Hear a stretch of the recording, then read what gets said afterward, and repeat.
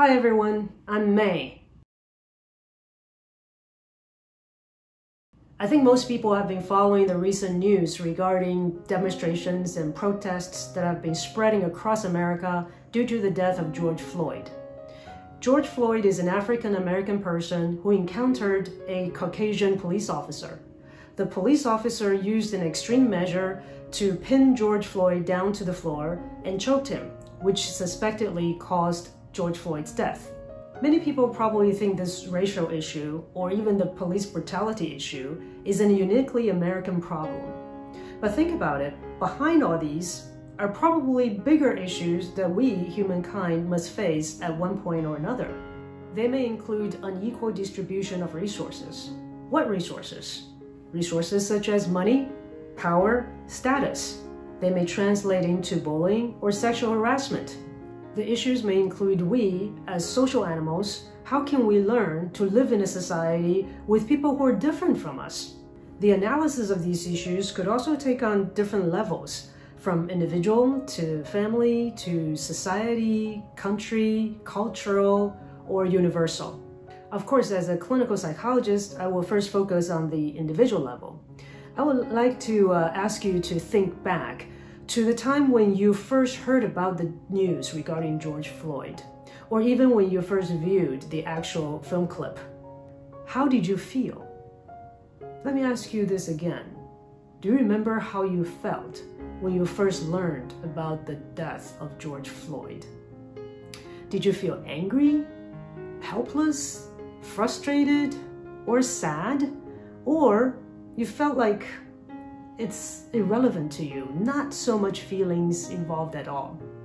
There are no absolute right or wrong feelings. It's a subjective state. But whatever it is, feelings are important clues to our own value system. Do you think you will ever get upset or emotional about something you don't care about?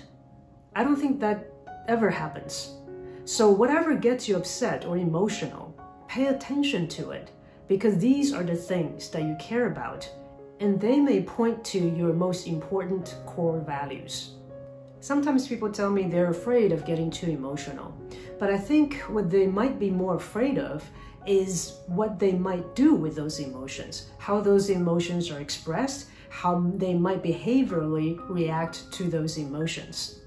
So when we talk about emotion regulation or emotion management, I think it might be more important for us to regulate and manage the emotional reactions that follow our intense emotions.